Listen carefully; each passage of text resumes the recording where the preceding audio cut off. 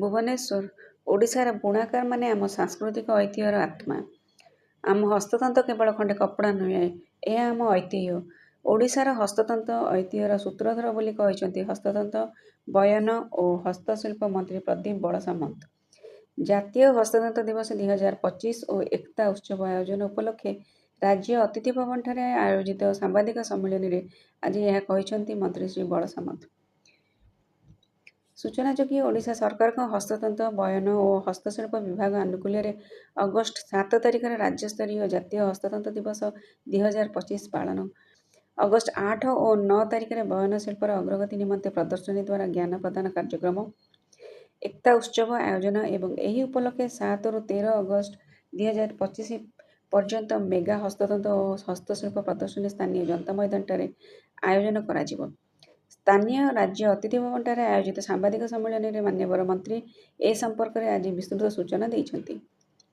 ଜାତୀୟ ହସ୍ତତନ୍ତ ଦିବସକୁ ଓଡ଼ିଶାର ମାନ୍ୟବର ମୁଖ୍ୟମନ୍ତ୍ରୀ ଶ୍ରୀ ମୋହନ ଚରଣ ମାଝୀ 7 ଅଗଷ୍ଟ 2025ରେ ଉଦ୍ଘାଟନ କରିବେ। ଜାତୀୟ ହସ୍ତତନ୍ତ ଦିବସ କାର୍ଯ୍ୟକ୍ରମରେ ଚଳଚ୍ଚିତ୍ର ଜଗତର ସ୍ୱନାମଧନ୍ୟ ତାରକା ଶ୍ରୀମତୀ ମାଧୁରୀ ଦୀକ୍ଷିତ ନେନେ ଯୋଗଦାନ କରିବେ। ଭାରତ ସରକାରଙ୍କ ବୟନ ମନ୍ତ୍ରଣାଳୟର ପ୍ରମୁଖ ପଦକ୍ଷେପ ଏକତା କାର୍ଯ୍ୟକ୍ରମ, ଏକ୍ଜିବିସନ୍ କମ୍ ନଲେଜ ସେୟାରିଂ ଫର ଟେକ୍ସଟାଇଲ ଆଡଭାଣ୍ଟେଜ। ବୟନ ଶିଳ୍ପର ଅଗ୍ରଗତି ନିମନ୍ତେ ପ୍ରଦର୍ଶନୀ ଦ୍ୱାରା ଜ୍ଞାନ ପ୍ରଦାନ। ଓଡ଼ିଶା ଶାଖାକୁ ମାନ୍ୟବର ହସ୍ତତନ୍ତ, ବୟନ ଓ ହସ୍ତଶିଳ୍ପ ମନ୍ତ୍ରୀ ଶ୍ରୀ ପ୍ରଦୀପ ବଳସାମନ୍ତ ଅଗଷ୍ଟ 8 ତାରିଖରେ ଆନୁଷ୍ଠାନିକ ଭାବେ ଉଦ୍ଘାଟନ କରିବେ। ଅଗଷ୍ଟ 7 ରୁ 9 ତାରିଖ ପର୍ଯ୍ୟନ୍ତ 3 ଦିନ ସନ୍ଧ୍ୟାରେ ସାଂସ୍କୃତିକ କାର୍ଯ୍ୟକ୍ରମ ଅନୁଷ୍ଠିତ ହେବ, ଯେଉଁଥିରେ ଓଡ଼ିଶୀ ନୃତ୍ୟ, ସମ୍ବଲପୁରୀ ଲୋକନୃତ୍ୟ, ସମସାମୟିକ ନୃତ୍ୟ ପ୍ରଦର୍ଶନ ସହ ଫ୍ୟାଶନ ଶୋ, ଲେଜର ଶୋ କାର୍ଯ୍ୟକ୍ରମ ଆୟୋଜନ ହେବ। ଅଗଷ୍ଟ 7 ରୁ 13 ତାରିଖ ପର୍ଯ୍ୟନ୍ତ ଏକ ମେଗା ହସ୍ତତନ୍ତ ଓ ହସ୍ତଶିଳ୍ପ ପ୍ରଦର୍ଶନୀ ଆୟୋଜନ ହେବ। ଓଡ଼ିଶାର ସମୃଦ୍ଧ ବୟନ ଐତିହ୍ୟ ଓ ହସ୍ତଶିଳ୍ପ ପ୍ରଦର୍ଶନ ପାଇଁ 60ଟି ଷ୍ଟଲ୍ ଆୟୋଜନ କରାଯାଇଛି। ଏହି କାର୍ଯ୍ୟକ୍ରମର ସମଗ୍ର ରାଜ୍ୟକୁ 1500ରୁ ଅଧିକ ହସ୍ତତନ୍ତ ବୁଣାକାର ଅଂଶଗ୍ରହଣ କରିବେ।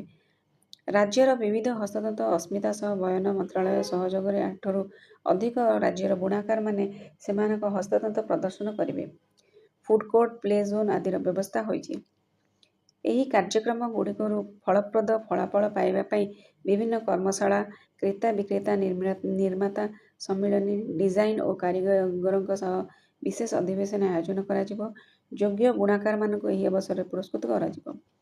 ଏହି ସାମ୍ବାଦିକ ସମ୍ମିଳନୀରେ ହସ୍ତତନ୍ତ, ବୟନ ଓ ହସ୍ତଶିଳ୍ପ ବିଭାଗର କମିଶନର ତଥା ଶାସନ ସଚିବ ଶ୍ରୀମତୀ ଗୁହା ପୁନମ ତାପସ କୁମାର, ହସ୍ତତନ୍ତ ଓ ବୟନ ଶିଳ୍ପ ନିର୍ଦ୍ଦେଶକ ଶ୍ରୀଯୁକ୍ତ ପ୍ରେମଚାନ୍ଦ ଚୌଧୁରୀ, ଅତିରିକ୍ତ ଶାସନ ସଚିବ ବିକ୍ରମାଦିତ୍ୟ ବାରିକ, ବିଭାଗୀୟ ଅଧିକାରୀ ପ୍ରମୁଖ ଉପସ୍ଥିତ ଥିଲେ। 7 ରୁ 13 ଅଗଷ୍ଟ ପର୍ଯ୍ୟନ୍ତ ଆୟୋଜନ ହେବାକୁ ଥିବା ସମସ୍ତ କାର୍ଯ୍ୟକ୍ରମରେ ସକ୍ରିୟ ଅଂଶଗ୍ରହଣ ପାଇଁ ମାନ୍ୟବର ମନ୍ତ୍ରୀ ଜନସାଧାରଣଙ୍କୁ ନିବେଦନ କରିଛନ୍ତି। ସମୃଦ୍ଧ ଓଡ଼ିଶାର ରଜତ